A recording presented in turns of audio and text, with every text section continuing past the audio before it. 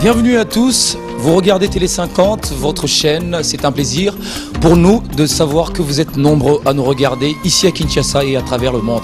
Nous avons fait le déplacement de l'université de Kinshasa pour cette émission spéciale que nous allons consacrer à l'université de Kinshasa. Nous faisons cette émission pour parler de l'université de Kinshasa, mais évidemment, plus précisément, j'allais dire la faculté de Polytechnique, qui a bénéficié de la part d'un projet. Le projet, ça s'appelle projet de mobilisation et revitalisation des ressources humaines, qui est un projet chapeauté par le ministère du Plan. Et nous sommes ici avec un des responsables, c'est le professeur Mathieu Liassa. Il est vice-doyen chargé de la recherche. Avec lui, nous allons nous entretenir pour nous parler un tout petit peu de l'organisation de cette faculté, de ce don qui a été octroyé par le ministère du Plan, évidemment à travers ce projet. Bonjour professeur. Bonjour. Merci d'avoir accepté notre invitation. Merci d'être venu aussi. Alors aujourd'hui, nous allons faire cette émission avec vous. Nous allons visiter un certain nombre de laboratoires ici qui ont été réhabilités, et vous avez également reçu des matériels de la part du projet dont j'ai parlé tout à l'heure au début de cette émission.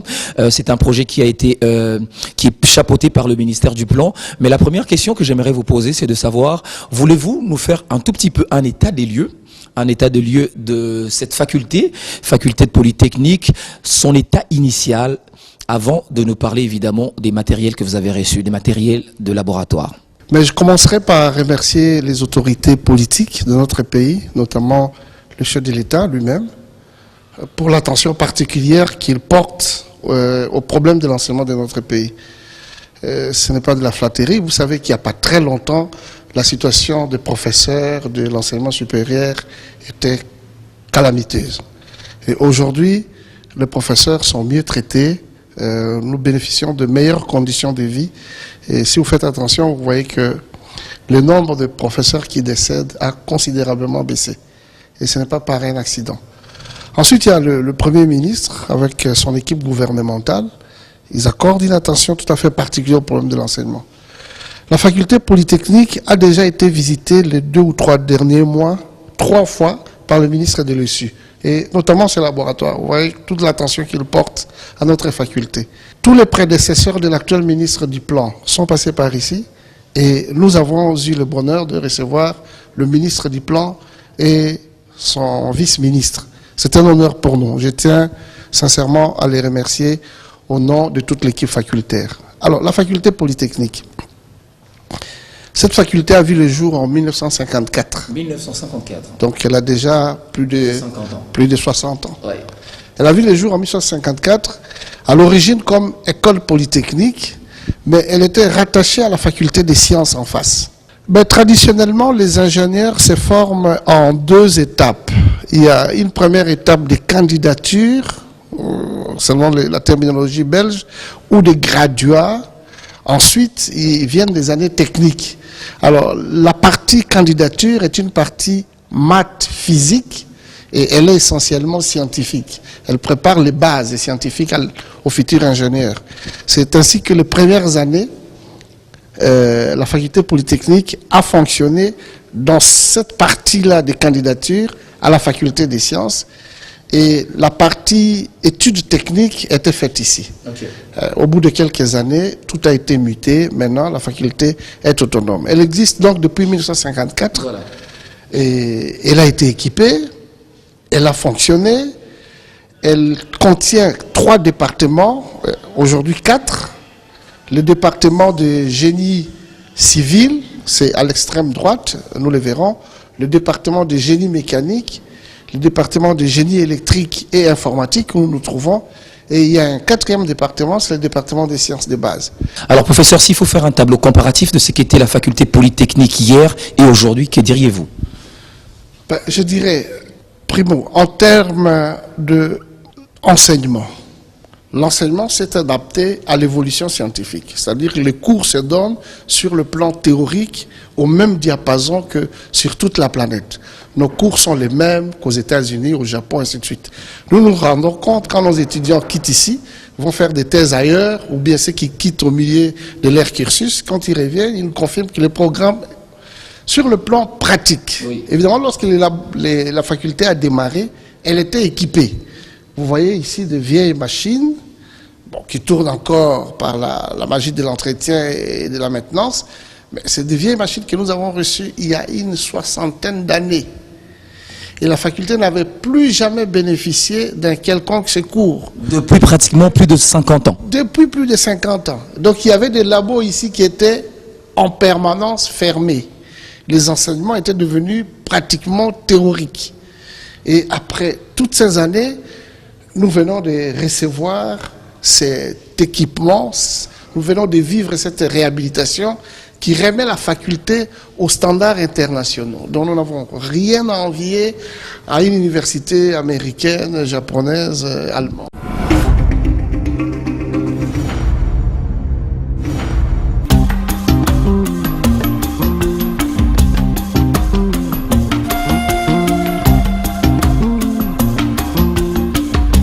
Alors professeur, vous disiez tout à l'heure que les machines que vous venez de recevoir sont des machines neuves et de la dernière génération. Donc comparativement à d'autres universités, facultés polytechniques d'ailleurs, en Afrique et en Europe, il n'y a pas à envier, c'est ça?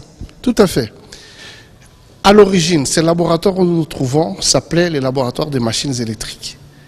Uniquement des machines électriques, où on faisait des essais de machines électriques.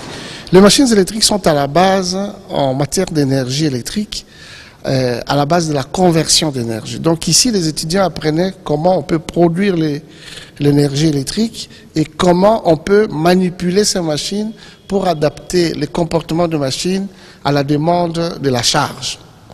Mais aujourd'hui, avec tout ce que vous voyez comme stand, je pourrais vous montrer, le laboratoire est appelé à changer de nom. Il n'est plus seulement le laboratoire de machines électriques, mais il est devenu le laboratoire de génie électrique. Ça veut dire que tout ce qui concerne la production, nous sommes capables de le faire ici et avec des moyens ultra modernes. Tout ce qui concerne le transport de cette énergie, tout ce qui concerne la distribution et l'utilisation de cette énergie, nous savons le faire. Et vous le constaterez sur les stands, les équipements que nous avons reçus sont associés au traitement des signaux, c'est-à-dire à la commande. Les laboratoires n'est plus seulement un laboratoire de machines électriques. On peut faire ici de l'entraînement électrique, de l'électronique de puissance, de l'électronique de commande et de réglage. On a l'informatique associée à la puissance. Vous voyez des ordinateurs. Nous avons des moyens de capter les signaux, de capter toutes les ondes que nous voulons et travailler efficacement sur les équipements. Ce n'était pas le cas. Donc, le laboratoire a changé de nom. Il n'est plus le laboratoire de machines électriques. Il devient le laboratoire de génie électrique. C'est-à-dire l'ensemble de la matière côté puissance. Tout à l'heure au-dessus, vous verrez côté traitement des signaux, côté télécommunication, vous verrez que nous sommes également très équipés. Mais il y a autre chose, c'est qu'à l'étranger par exemple, dans d'autres universités, la société va auprès des universités pour que, à leur tour, les universitaires répondent aux problèmes auxquels la société est confrontée. Aujourd'hui, est-ce que c'est aussi valable ici en République démocratique du Congo, le cas avec la faculté de Polytechnique? Toute université, où qu'elle se trouve, a 3 missions. La première mission, c'est celle de promouvoir la science et par conséquent d'amener le pays où se trouve cette faculté-là à se faire connaître au niveau international. Donc c'est en quelque sorte, c'est comme l'équipe nationale de football, c'est hisser les drapeaux nationaux. Lorsqu'il y a une conférence internationale et qu'un professeur de la RDC présente un article, c'est le drapeau de la RDC qui flotte. Donc ça, c'est le côté promotion de la science. L'université a également comme mission d'assurer la continuité de son fonctionnement par la formation. Donc il faut qu'il y ait de nouveaux docteurs, il faut qu'il y ait de jeunes docteurs qui deviennent des professeurs et la relève est assurée. Et la troisième mission, c'est une mission capitale, c'est les services rendus par l'université à la société qui l'a créée. Qu'est-ce que vous pouvez rendre à la société? La faculté polytechnique. Technique par le passé, du temps des Belges, parce que la plupart des professeurs qui étaient ici étaient des Belges, la faculté avait des contacts avec l'industrie. La faculté rendait des services à l'industrie, à Bralima, à la cimenterie, ainsi de suite. Mais il faut savoir que les professeurs de l'époque trouvaient dans ces sociétés leurs compatriotes qui étaient des directeurs, ainsi de suite. Et il s'est passé les marchés. Et souvent, d'abord, il n'y avait pas assez de professeurs congolais. Et souvent, ces professeurs congolais, ces quelques-uns qui étaient là, n'étaient pas associés à ces marchés. Oui. Il a fallu attendre les années 85-90 du temps du feu professeur Bingoto, qui fit recteur de l'université, il fit DG de l'ISTA, il fit aussi DG de la SNEL. Il a fallu attendre son temps. Il a créé le CEREMA. C'est un centre de maintenance qui mettait la faculté aux prises avec la réalité industrielle. Et jusqu'aujourd'hui, le CEREMA fonctionne. C'est CEREMA qui a contrôlé l'état de la route, l'état du boulevard Lumumba, entre Sendwe et le pont Matete. C'est parti d'ici. C'est parti d'ici. L'éclairage solaire que vous voyez entre le pont Matete et l'aéroport, c'est la matérialisation d'un travail de fin d'études que nous avons mené ici. Mais ça, c'est par le passé, mais aujourd'hui. Alors, je voudrais dire, une fois le matériel du laboratoire devenu obsolète, dépassé, une fois les Belges rentrés chez eux, les deux parties se sont retrouvées recroquevillées, chacune de son côté. Les Belges qui étaient dans l'industrie sont partis, ils ne venaient plus. Ici, ceux qui étaient professeurs ici sont partis. Et les deux parties se sont regardées en chien de faïence. L'industrie ne venait pas nous proposer des problèmes. Et nous non plus, nous n'allions pas vers l'industrie. Mais avec tout ce que nous avons reçu, nous avons dit non. Maintenant, nous pouvons externaliser nos compétences. Nous pouvons nous lever et aller proposer. Maintenant, moi je vais vous poser une question. L'adage qui dit à bon vin pas d'enseigne ne suffit plus. Oui. Maintenant, il nous faut aller d'abord montrer aux gens, voilà ce dont vous êtes capable de faire. Voilà ce que nous avons reçu, oui. Voilà ce que nous sommes capables de faire. Oui. Et nous en sommes là. À Kinshasa, par exemple, nous avons un sérieux problème dans la fourniture de l'électricité. Le courant, il est difficile. Il y a un problème, un phénomène de délestage. Est-ce que aujourd'hui, la faculté de Polytechnique, ce laboratoire peut proposer des solutions par rapport au délestage, par exemple? Partout au monde, la population croît, la demande de l'énergie croît. Et les responsables de ces pays cherchent à combler les déficits entre la demande et l'offre. Oui. Le délestage se situe là. L'exploitant, pour sauvegarder ses équipements, il déleste pour que les équipements ne s'abîment pas. Oui. Alors, la solution, c'est proposer... La solution se trouve à 3 niveaux. Le premier niveau, c'est le niveau intelligence. Aujourd'hui, si vous regardez à travers le monde, dans toutes les conférences, on parle des smart grid. Smart grid, réseau intelligent. Vous pouvez disposer de la même quantité d'énergie, mais vous la distribuez intelligemment. Et intelligemment, ce n'est pas à la main. Hein. Intelligemment, c'est avec des microprocesseurs, avec des programmes. Ce n'est plus quelqu'un qui pilote. Oui. C'est quelqu'un qui sonde l'état. Il a la courbe de charge de la journée. Il se dit vraisemblablement à telle heure, Matete aura besoin d'autant de mégawatts et il oriente l'énergie. C'est ça les réseaux intelligents. Voilà. Les réseaux intelligents. Voilà, les réseaux intelligents, vous essayez de frauder. Je suis ici, je vois que M. X a fraudé. Vous essayez de toucher au réseau, j'interviens. Aujourd'hui, partout, c'est smart grid. Ça, c'est le premier niveau. Le deuxième niveau, c'est ce qu'on appelle le mix énergétique. Donc, il n'y a plus de sociétés où on s'est dit, comme on a de l'hydraulique, on ne vit que de l'hydraulique. Non. On a de l'hydraulique, oui. On utilise, on a Inga, mais nous avons du soleil.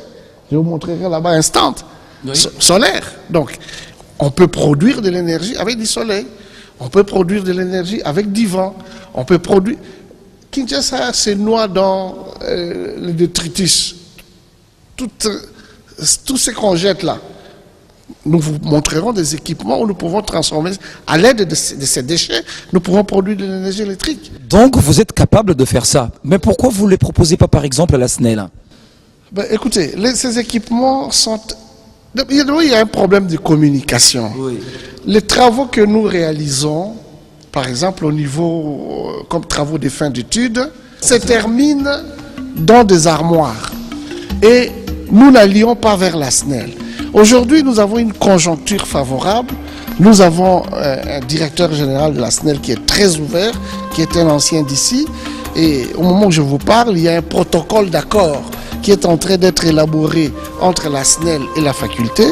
Et ce protocole d'accord nous permettra d'échanger avec la SNEL. Nous proposerons nos services de résorber tant soit peu le problème et nous serons soutenus par la SNEL. Ces protocoles, nous allons l'exporter à la Régie des eaux, à l'ONATRA, Exonatra, ainsi de suite. Et donc, nous sommes... Avec des ressources humaines locales. Oui, tout à fait, avec des compétences locales. Nous avons une expertise avérée. Ça, il ne faut pas se le cacher. On a une expertise avérée. Nous sommes 30 professeurs avec un corps scientifique d'une 40aine de personnes. Nous avons des assistants tout à fait dynamiques. Nous avons nos finalistes qui sont très aguerris. Nous n'avons aucun complexe par rapport à n'importe quelle faculté polytechnique de l'Afrique ou d'ailleurs. Donc tout ça, c'est grâce au matériel que vous venez de... Matériel, nous venons de loin, nous venons d'un trou. Si vous regardez les machines que vous voyez là, les machines noires que vous voyez, les grosses machines que vous voyez même les équipements. Oui. Ces machines datent d'il y a 60 ans. C'est plus à la une. Non, c'est plus à la une. Écoutez, pour mesurer un couple, il fallait tout un équipement comme ça. On va se déplacer, professeur. Oui. Pour mesurer un couple d'une machine, il fallait ce système de contre-réaction avec cette balance, ainsi de suite. Mais quand vous regardez sur tous les stands que je vous montre là, vous voyez des ordinateurs qui font automatiquement l'acquisition des données et de façon très fine, très précise, plus précise que ces moyens mécaniques dépassés. Oui.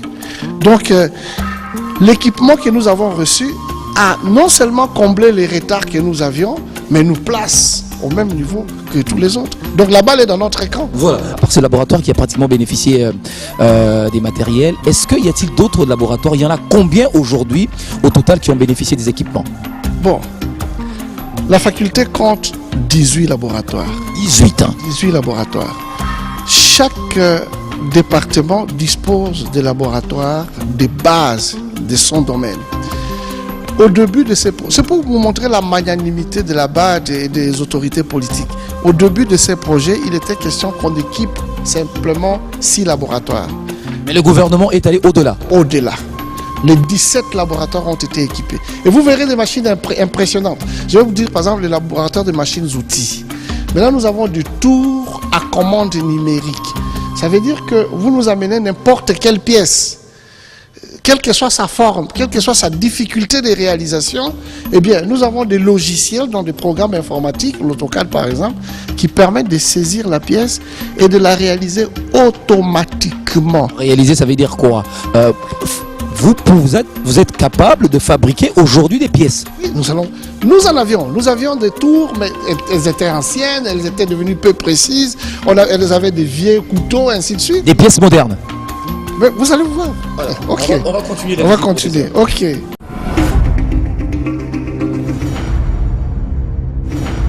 Alors professeur, ici il y a un autre type de matériel que vous allez nous présenter, professeur. Ici par exemple, vous avez un stand où nous étudions tout ce qui est énergie renouvelable. Donc nous pouvons simuler ici le comportement d'un panneau solaire. Vous nous dites à la maison, j'ai telle charge, telle charge, telle charge. Les équipements que nous avons, vous voyez, nous avons une source qui simule les soleils. Et nous pouvons changer les rayonnements de soleil avec ces caractéristiques. Nous avons un panneau solaire ici qui capte les rayonnements envoyés. Et ici, nous pouvons, à l'aide de tous ces appareils de mesure qui sont là, nous pouvons relever toutes les caractéristiques que cette centrale solaire donne. Donc si vous nous dites, j'ai un immeuble d'autant, j'ai telle charge, je voudrais réaliser une alimentation sur base de l'énergie solaire, en moins d'une heure, vous aurez toutes les données. En moins d'une heure? En moins d'une heure. Et non seulement des calculs, nous pouvons venir réaliser concrètement. Donc nous avons, outre les panneaux que vous voyez, nous avons d'autres panneaux qui sont derrière, vous les voyez là-bas. Ces panneaux-là, très souvent nous les exposons dehors. Donc nous réalisons concrètement les installations solaires. Eh bien, nous ne réalisons pas les panneaux nous les achetons. Nous sommes capables ici de dire par exemple à l'OCC les panneaux solaires qui ont été importés par telle maison ne correspondent pas aux caractéristiques qu'ils ont mentionnées. Donc pratiquement vos services là, vous pouvez les offrir à pratiquement toutes les entreprises ici. Toutes les entreprises, nous pouvons faire la validation de caractéristiques des équipements électriques que l'OCC contrôle. Par exemple, bon, la SNEL utilise des huiles, des câbles, ainsi de suite, des transformateurs. Nous pouvons vérifier leurs caractéristiques ici pour dire si les caractéristiques mentionnées par les vendeurs sont réellement celles de ces équipements-là. Donc ça tombe à point nommé parce qu'avec le protocole d'accord que vous avez signé avec la SNEL pourrait quand même... le service de la faculté. Oui. Outre des problèmes de calcul, des problèmes de conception, de dimensionnement, mais même des problèmes concrets, nous pouvons le faire. Les pièces, la fabrication des pièces. La fabrication des pièces, si la SNEL a besoin des pièces, elle nous montre la pièce, nous pouvons fabriquer ici. Tout ce que vous pouvez faire, est-ce que le Premier ministre en est au courant? Non, je suis certain qu'il n'en est pas au courant. Le gouvernement n'est pas au courant. Le gouvernement n'est pas au courant de ce que nous pouvons produire. Il nous appartient de faire parler de nous, de faire ce que vous êtes en train de faire, et nous remercions le ministère pour ça, nous remercions Télé 50, de nous faire connaître. Il y a des gens qui ont une piètre opinion de la faculté, qu'à la faculté polytechnique on met 10 ans pour devenir ingénieur, à la faculté polytechnique c'est la théorie, mais vous voyez que ce n'est pas le cas. Et les étudiants ne peuvent pas se sentir frustrés devant des étudiants venus d'ailleurs aujourd'hui. Comment ils vont se sentir frustrés? Ils ont des équipements, ils ont des photos de ce que les autres leur envoient. Nous venons dans le cadre de ces projets, nous avons reçu 4000 livres, 4000 ouvrages. Vous avez même une bibliothèque. 4000 ouvrages, vous verrez notre bibliothèque, elle est ultra moderne. Je reviens de l'Égypte, j'étais dans leur bibliothèque, on n'a rien à envier. Et tout cela, c'est le don du ministère. Du ministère, dans le cadre de ces projets, nous avons reçu un gros bus Tata de plus de 70 places qui permet à nos étudiants de visiter toutes les entreprises localement, même en dehors de Kinshasa. Nous avons changé de laboratoire, on continue notre visite. Alors ici, nous sommes où? Voulez-vous nous présenter les principaux matériels que vous avez ici? Ça c'est quoi? L'appareil de rayons X, c'est celui qui nous permet de détecter les défauts qu'il y a dans les matériaux et même de caractériser les matériaux. Quand on nous dit que nous avons du cuivre, nous avons du diamant, il suffit que nous préparions un échantillon que nous mettons dans la machine, nous tirons les spectres et nous comparons ces spectres aux spectres qui existent. Les équipements que teste l'OCC, lorsqu'il y a une machine qui arrive, nous pouvons dire à l'OCC, les tests que vous avez effectués sur telle machine sont concluants ou pas. On peut vous présenter, par exemple, l'arbre à cam ou une pièce d'un véhicule ou même une turbine. Apparemment, comme ça, vous voyez que l'équipement n'a pas de défaut. Mais au niveau des rayons X, c'est intérieur, c'est microscopique. Donc nous pouvons valider les tests qui se font à l'extérieur. C'est une possibilité d'externaliser nos services. Alors tout ce matériel également, c'est pour le compte du projet PMRH. Voilà. Ce laboratoire était vide. Les étudiants n'entraient plus ici. Ce laboratoire était devenu un musée. Tout ce que vous voyez ici est neuf et provient de ces laboratoires-là. Même la climatisation, même la peinture, ces laboratoires étaient fermés en fait. Ils ne fonctionnaient plus. C'est grâce à ces projets, grâce à ce soutien gouvernemental que ce laboratoire est équipé.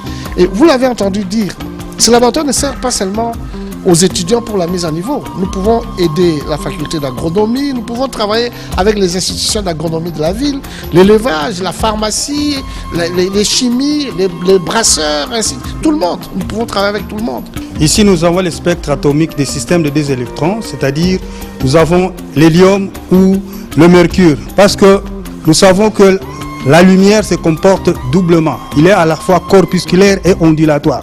C'est par ici que nous pouvons finalement dire que finalement la lumière est ondulatoire parce que nous pouvons calculer la longueur d'onde de l'hélium ou du mercure. C'est ainsi que vous verrez que l'arc-en-ciel que nous avons au ciel, la mythologie dit que voilà, c'est un serpent qui sort d'une rivière et quand il sort, on coupe la tête, on a des... Non, c'est la diffraction de la lumière à travers le nuage, et vous avez la décomposition de la lumière en plusieurs couleurs. Et ces couleurs-là, une certaine longueur d'onde qui ne changeront jamais parce que 2 ne viendra jamais avant 1. Donc, ce qui fait que cette succession de couleurs restera ainsi parce que chaque couleur a une certaine longueur d'onde. Voilà.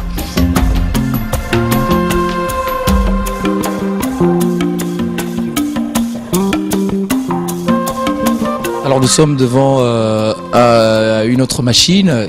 Qu'est-ce que c'est que ça? Ça, c'est un distillateur fractionné, comme le prof vous a dit. Nous prenons le pétrole brut et quand nous commençons à distiller, à ce moment-là, nous avons, par exemple, ici c'est le mazout, là c'est l'essence, le kérosène et ainsi de suite. Donc c'est un mini distillateur, une petite raffinerie, si je peux dire ainsi. Comme le prof vous a dit, les étudiants de pétrole et gaz auront l'occasion de venir voir et vivre en live ce qui se passe à l'échelle industrielle, et ça, c'est au niveau du laboratoire. Alors donc, constamment dans notre pays, on a découvert du pétrole à tel endroit, on a découvert ceci. Les échantillons peuvent nous être envoyés ici et nous pouvons les étudier ici. Ah bon? Tout à fait. Donc ça veut dire que même vos services peuvent être offerts auprès des entreprises pétrolières. Tout à fait, tout à fait. Vous verrez plus loin, nous vous montrerons une machine qui étudie les gaz toxiques émis par les tuyaux d'échappement de véhicules. Alors, vous voyez, la qualité du pétrole, la qualité du combustible ou du combustible utilisé influence les rejets, les produits qui sont rejetés dans l'air et donc aussi la pollution atmosphérique à Kinshasa.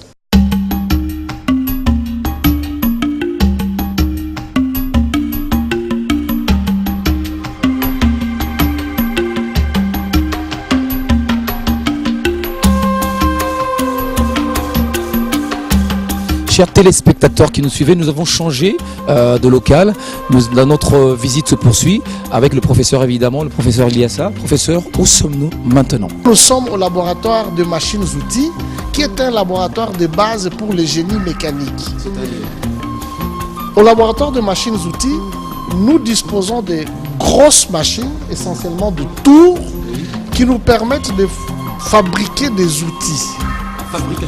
Fabrication d'outils, fabrication de pièces. Donc, dans ce laboratoire ici, nous pouvons fabriquer des machines. Même les machines? Oui, mais les machines sont faites de différentes pièces qui sont assemblées. Donc, si vous nous dites, je veux une machine pour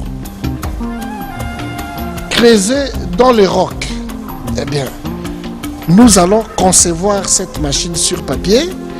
Nous allons la porter ici. Avec les dessins de la machine, nous allons introduire les coordonnées de ces dessins ici, sur cette machine. Oui. C'est une machine à commande numérique. Les données, oui, ça fait partie du programme, du projet. Alors, la pièce va être travaillée là, automatiquement, par un calculateur, donc un ordinateur. Ce n'est plus le technicien qui va ajuster. Non, la machine va travailler automatiquement et elle va reproduire exactement avec une précision folle, à millimètre près, la même pièce. Donc ça veut dire que cette machine, par exemple, que nous voyons là, nous pouvons la voir dans une faculté de Polytechnique en France. Cette machine qui est devant moi. Cette machine a un caractère industriel. Elle n'est pas seulement dans les facultés polytechniques, mais elle est dans les grosses usines des rampes ou partout. Donc si vous voulez fabriquer ces compresseurs ici, nous pouvons reprendre la forme de chaque pièce du compresseur et la reproduire et la fabriquer ici. Et après, nous assemblons et nous avons un compresseur. Et tout cela est rendu possible grâce à cette dotation qui vient du projet PMRH du ministère du Plan. Voilà. Nous avions des machines de vieille génération, hein, vous le voyez, elles sont assez vieilles, elles sont fatiguées. Nous avons celle-ci qui date d'une cinquantaine d'années. Évidemment, elle est fatiguée, elle est peu précise, mais nous avons les derniers bijoux de la technique.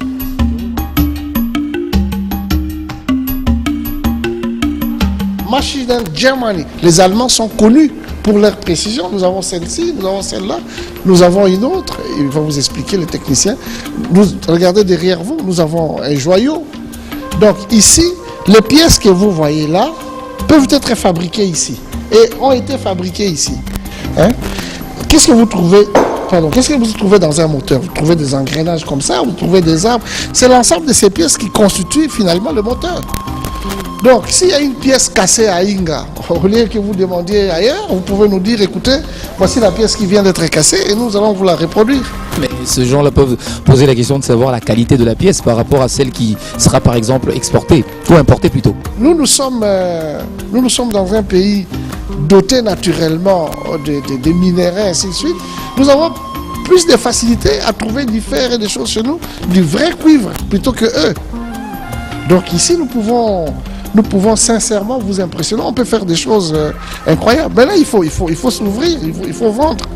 Alors quel est le message que vous passez au gouvernement, aux autorités que vous suivez en ce moment? Grand merci, parce que avec cet effort, la faculté est techniquement ressuscitée. Maintenant, le pays a investi en nous en tant que boursiers pour être formés. Le pays investit en nous payant nos salaires. Le pays a investi en nous achetant ces machines, grâce au projet. Le pays nous fait confiance en nous confiant les enfants, l'avenir du pays. Faites-nous confiance davantage. Posez-nous des problèmes. Nous sommes là pour ça. Et nous allons essayer de solutionner les problèmes du pays. Regardez, cette machine. Oui. Ce moteur s'appelle le moteur Stirling. Moteur Stirling. Le moteur existe. Il a déjà été fabriqué. Mais la technologie, la science, vous pouvez l'apprendre dans des livres. La technologie, pour la maîtriser, il faut la fabriquer chez soi. Ce n'est pas en achetant une aiguille à l'étranger que vous direz « nous sommes capables de fabriquer des aiguilles ». Non. Il faut un jour se dire « désormais, la RDC ne va plus importer des aiguilles ». Alors le moteur Stirling existe.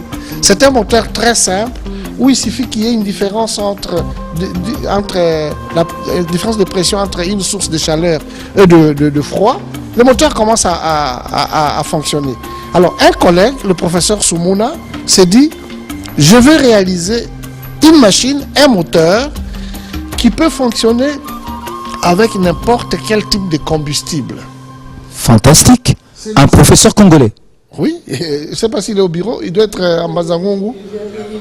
Il est en Bazangongo en train de donner cours. Et ce moteur a été fabriqué par lui? Par lui, avec les techniciens que vous voyez. Ils ont fabriqué pièce par pièce, pièce par pièce. Et les pièces ont été fabriquées ici aussi? Si vous allez au bureau du professeur, vous verrez au tableau tous les calculs qu'il fait. Et tout. Il passe des nuits ici en train de faire. Ce moteur peut fonctionner avec la sciure de bois. Donc quand quelqu'un a scié, la poussière du bois, vous mettez ici, le moteur fonctionne. Vous mettez des biomasses, des feuilles, ça peut fonctionner. Donc, vous pouvez mettre de l'huile, ça fonctionne. L'huile de palme, ça fonctionne. L'huile de safou, ça fonctionne. Vous vous rendez compte? Vous vous rendez compte? Expertise locale. Expertise locale.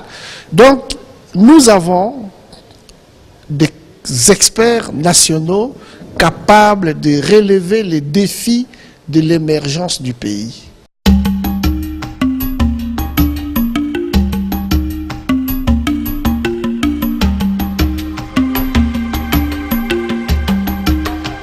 Est-ce que ici, par exemple, on peut produire des plaques d'immatriculation? C'est possible ici? Bien sûr, c'est la moindre des choses. Une fraiseuse, c'est comme un couteau. Vous pouvez lui faire tous les mouvements que vous voulez. Si vous écrivez Made in RDC, il va suivre, il va écrire Made in RDC. La plaque signalétique, les plaques d'automobile. Même des inscriptions que nous voyons sur des avenues. En Europe, la bienvenue in Chicago. Mon cher, entre quelqu'un qui peut fabriquer une machine qui exécute des mouvements complexes, et juste une plaque avec des écritures, mais ça c'est rien. Alors voilà, nous sommes dans un des laboratoires de la faculté de Polytechnique, ici à l'université de Kinshasa. Notre visite se poursuit avec le professeur Mathieu Elassa, et professeur qui va nous rejoindre dans quelques petites minutes et nous présenter les matériels qu'ils ont reçus dans le cadre du projet PMRH, un projet qui est chapeauté par le ministère du Plan. Professeur, nous avons changé évidemment de local. Nous sommes dans un autre laboratoire. Où sommes-nous présentement? Nous sommes au laboratoire de génie électrique, de génie civil. Nous avons essentiellement tout ce qui concerne la construction. Donc c'est fait au département de génie civil. Et ça, c'est l'un des laboratoires de base de ces départements. Il y en a deux. Il y en a un au-dessus et il y a celui-ci. Alors, est-ce que ce département également a bénéficié de matériel? Évidemment. Lesquels? Voilà, tout ce que vous voyez neuf, je commence par cet équipement, je vais vous le présenter. Celui-ci, c'est neuf, ça c'est le projet, celui-là, celui-ci, celui-ci, celui-ci.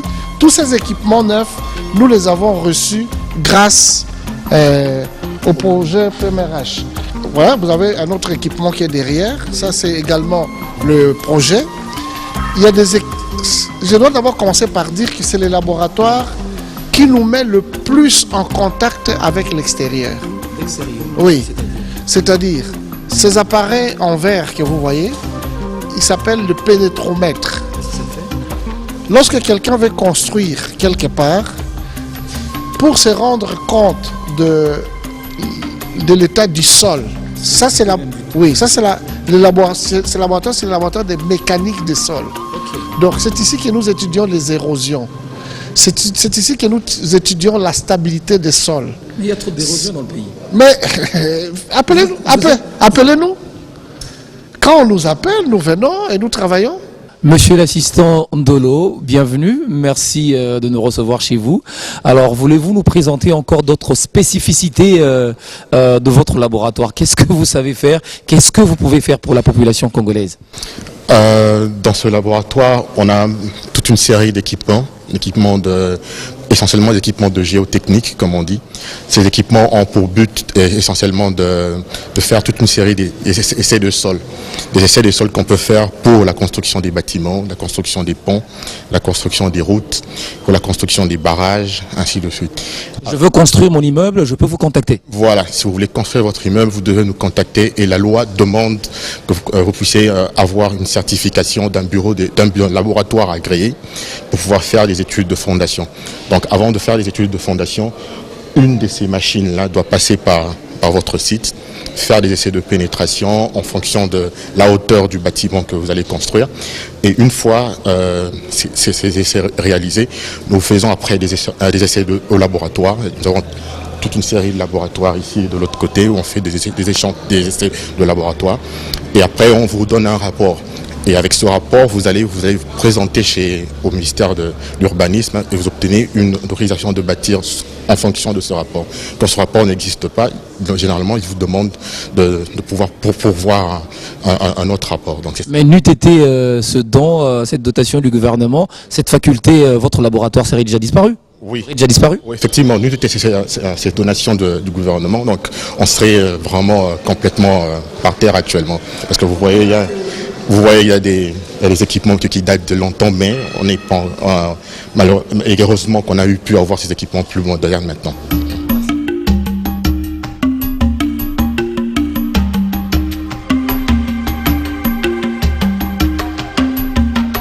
Voilà, notre visite se poursuit dans une des salles de la faculté Polytechnique avec évidemment le professeur Mathieu. Professeur, voulez-vous nous expliquer où nous sommes en ce moment? Nous sommes dans les salles de cours. Tout a été refait, le banc, on a repeint, on a refait l'éclairage, la climatisation. Elle était dans quel état avant? Bon, la climatisation n'existait pas. Elle n'existait pas. La salle n'avait jamais plus été repeinte depuis près d'une cinquantaine d'années. Nous avions des bancs, certes en bois dur, mais c'était encombrant. Il y a des pièces qui étaient emportées. Et là, vous voyez que chaque étudiant est confortablement assis et le mobilier est très pratique. Il peut prendre note. Les conditions, vous voyez, les bureaux des professeurs, Ici, la sonorisation aussi existe, donc on peut faire son cours ici, même quand l'amphithéâtre est plein, il n'y a pas de problème. Et ceci nous donne également de facilité pour organiser des conférences. Pratiquement tous les samedis, nous sommes ici. C'est très animé. Nous avons des clubs d'étudiants maintenant qui sont surchauffés par la présence de ces équipements. Ils organisent des conférences et tout se passe très bien. Nous vivons une véritable ambiance universitaire. C'est ce qu'on appelle la révolution de la modernité. C'est la révolution de la modernité, il faut l'avouer.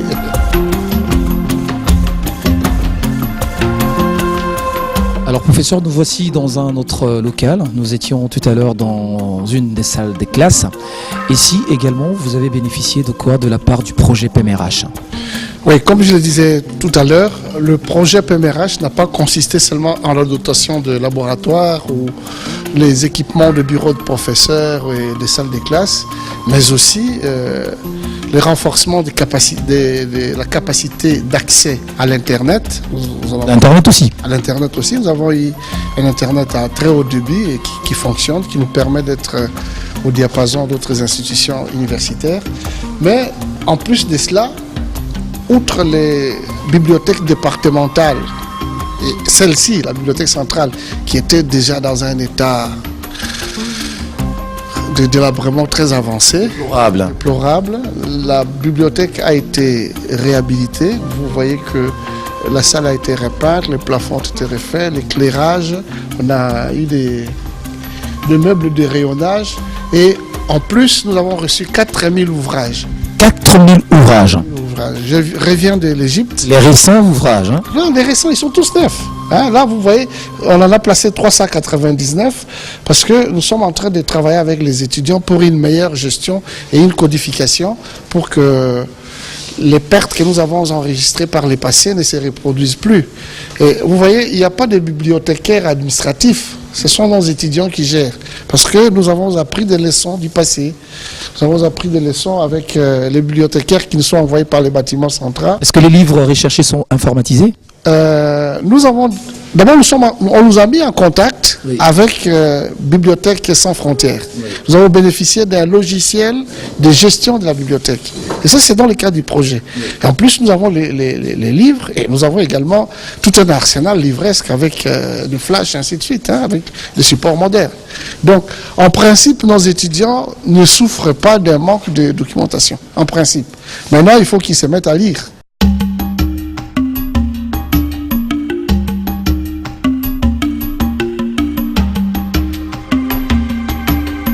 Nous sommes au laboratoire de mesures électriques et électroniques que nous appelons laboratoire d'électrométrie. La science de l'ingénieur passe par l'observation et la mesure. Donc, nos étudiants apprennent à observer des phénomènes, mais ils doivent aussi mesurer. Et vous voyez par exemple cet équipement, c'est toute une centrale qui peut prendre plusieurs caractéristiques à la fois. Il peut mesurer le courant, les tensions, les puissances, et ainsi de suite. Et lorsque l'ingénieur a mesuré, il analyse les courbes, il les trace, il analyse les courbes et puis il peut... Exactement comme un médecin. Alors professeur, nous avons quitté la salle d'à côté, le laboratoire d'électrométrie. Et ici, nous sommes où? Nous sommes au laboratoire d'hyperfréquence et de télécommunications. C'est-à-dire? C'est-à-dire, ce laboratoire appartient au génie électrique et informatique. Vous n'avez pas encore vu les laboratoires d'informatique. Donc nous sommes au département de génie électrique et informatique. Le génie électrique a deux composantes. Il y a le côté puissance, énergie. C'est là qu'on produit du travail. C'est là qu'on a des moteurs qui travaillent à notre place. C'est le muscle. Oui. Alors il y a un autre aspect de l'énergie électrique, c'est le signal. C'est l'information. C'est le cerveau. Comme vous avez les muscles pour bouger, mais vous avez aussi un cerveau. Ici, c'est le cerveau. Ici, c'est le traitement de l'information. Alors, le laboratoire d'hyperfréquence, c'est ici que nous étudions, nous faisons tout ce qui est fait Vodacom, tout ce qui est fait Tigo, tout ce... Voilà. Ces entreprises peuvent attendre de vous une collaboration. Ils veulent placer une antenne ici, nous pouvons leur dire, attention, laissez-nous d'abord étudier les spectres électromagnétiques. Comment l'onde se propage, quels sont les obstacles, ainsi de suite. Vous voulez envoyer un signal à Kassangoulou, nous étudions, voilà, le meilleur canal, c'est celui-ci. On a posé la fibre optique sans nous. Ici, c'est ici que nous étudions la fibre optique. Nous pouvons dire, montrez-nous votre fibre. On regarde, on fait des tests ici, on vous dit, cette fibre a beaucoup de pertes. Cette fibre n'est pas efficiente. Cette fibre est rayonnante. Elle est comme ça. C'est ici. Donc même l'OCPT peut venir vers vous. Bien sûr. Bien sûr. Nous pouvons dire à l'OCPT, venez. Nous pouvons travailler avec l'OCPT.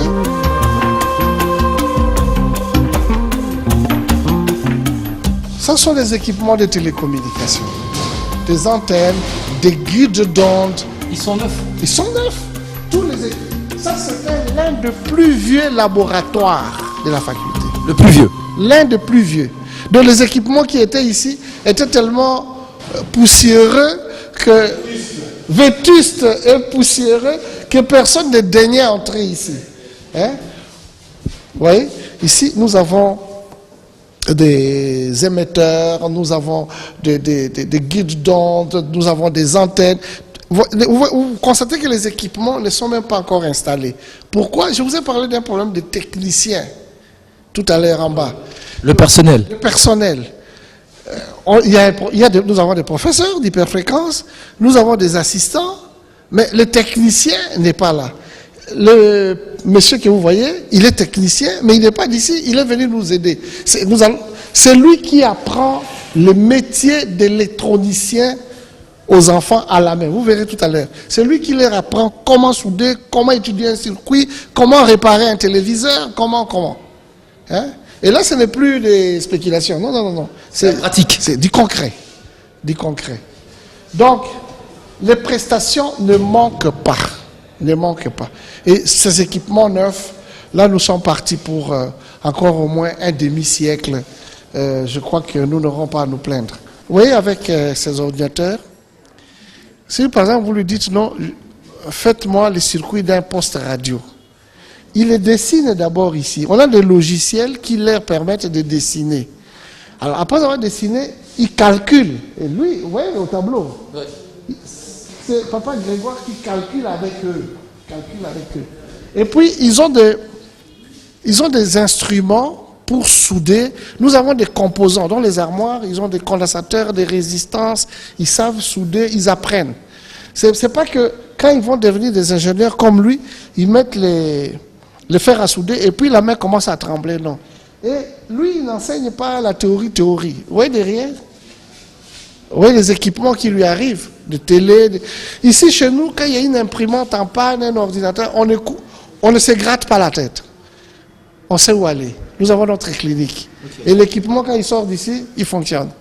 Voilà, nous continuons notre visite guidée ici à l'université de Kinshasa, à la faculté de Polytechnique. Nous venons encore dans un autre laboratoire. Cette fois-ci, c'est le laboratoire informatique. Et M. Kombozi va nous donner quelques explications. M. Kombozi, qu'est-ce que vous pouvez nous dire par rapport à ce que vous faites ici? Et ça, c'est quoi? Oui, d'abord, je suis heureux de vous accueillir. Oui. Bon, ici, vous êtes au laboratoire informatique et justement la salle serveur où nous logeons toutes nos applications et puis c'est sur les réseaux compléments de la faculté.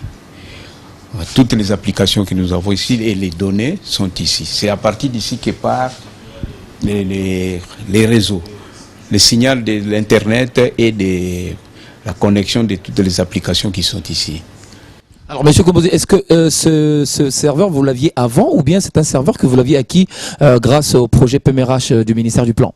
Justement, c'est grâce au projet PMRH et la BAD que nous avons ça. Avant, on n'avait pas encore le serveur ici. C'est grâce à ce projet que nous sommes maintenant dotés des équipements informatiques vraiment dignes de nous. Il faut savoir que le serveur est une machine qui est derrière toutes les autres machines, qui contient les principaux programmes et qui permet à tous les utilisateurs d'y accéder et d'utiliser les mêmes ressources au même instant, comme s'ils étaient seuls. Si par exemple nous mettons ici le programme MATLAB, Mathematics Laboratory, pour faire des calculs, un étudiant peut se trouver dans une salle devant un terminal qu'il est seul. Il utilise ce logiciel qui est logé ici. Mais quelqu'un d'autre un professeur est dans une salle, dans son bureau, il utilise le même logiciel au même instant. Hein, et les machines fonctionnent en parallèle. Et c'est celui-ci qui pilote. Hein, donc, quand nous avons notre Internet, c'est lui qui nous guide tous. Alors voilà, c'est ici, professeur, que nous allons clôturer cette visite guidée. Alors nous avons visité les principaux laboratoires qui ont été équipés grâce au programme PMRH. Un dernier mot à des milliers de nos téléspectateurs qui nous suivent ici à Kinshasa et à l'étranger, et ceux qui ont toujours parlé du mal de cette faculté, dire que cette faculté n'est forme que des théoriciens. Un dernier mot à leur dire, professeur. Je dirais d'abord toujours merci au gouvernement et au chef de l'État, au Premier ministre et à son équipe pour avoir pensé à nous et avoir ressuscité la faculté polytechnique sur le plan équipement, sur le plan laboratoire. Aux uns et aux autres, je dis, la faculté polytechnique n'est plus ce qu'elle était.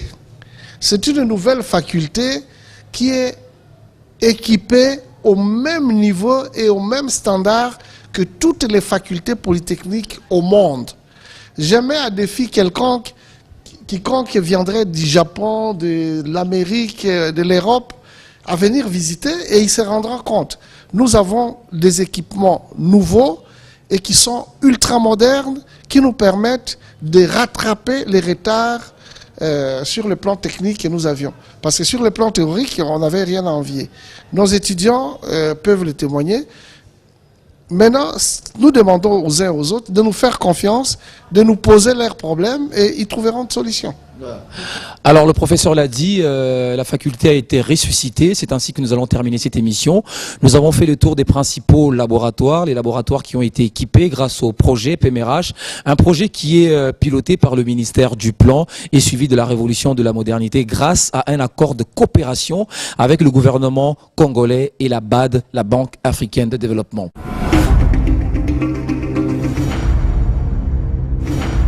Nous sommes ici au ministère du Plan. Cet entretien, nous allons le faire avec Monsieur Dieudonné Boyenga, qui est directeur des infrastructures ici au ministère du Plan. Il est notre invité. Bonjour Monsieur Dieudonné.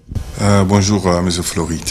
Merci de nous avoir reçus chez vous. Nous allons faire ce petit entretien pour parler un tout petit peu du projet PMRH, ce projet qui a donné en équipement la faculté polytechnique à l'université de Kinshasa. Mais la première question que j'aimerais vous poser, est-ce que c'est la faculté qui est venue vers vous pour vous dire qu'ils avaient besoin de matériel? Comment cela s'est passé concrètement?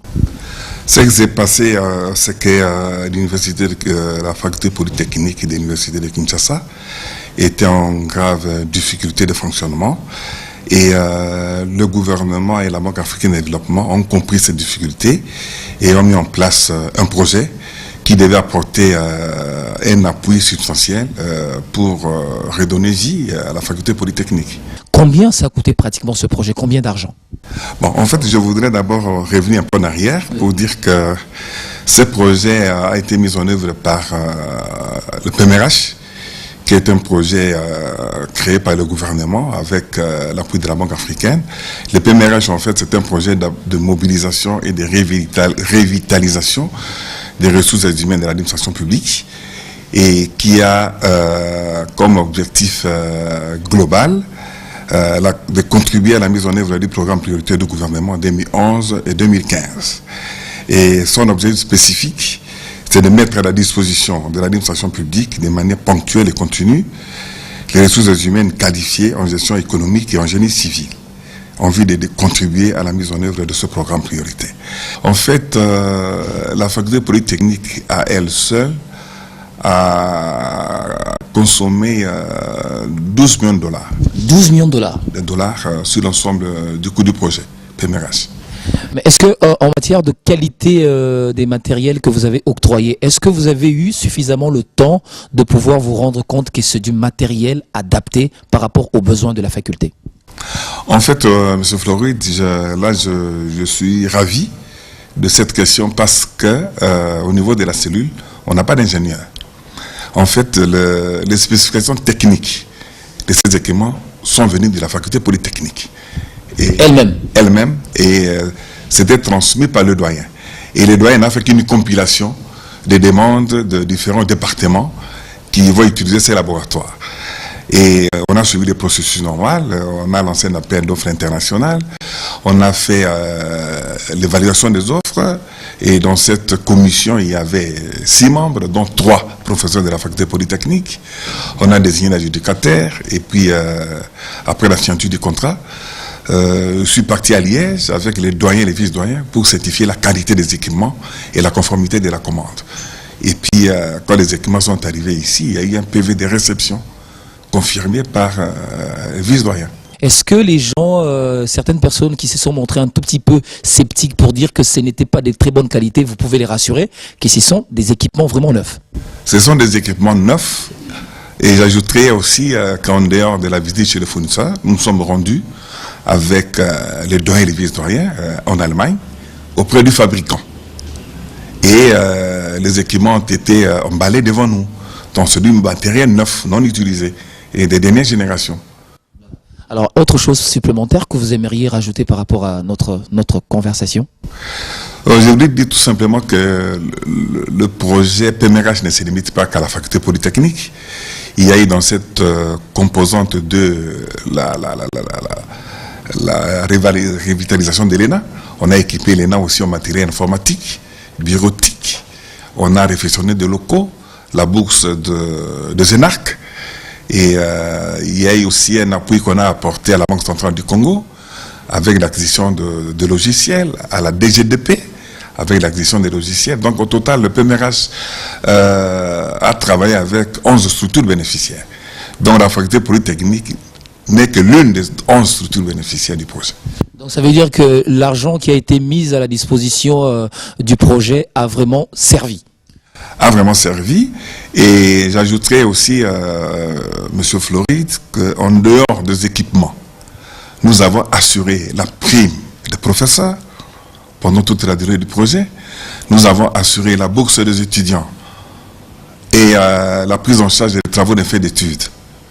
Pendant toute la durée du projet, ils ont acquis, en dehors de matériel de bureau, ils ont acquis un bus pour faciliter la mobilité des étudiants pour la visite dans des sites. Donc, le gouvernement a mis beaucoup de moyens pour la modernité de la faculté polytechnique. Merci, monsieur le directeur, d'avoir répondu à la question. Merci beaucoup, monsieur Floride.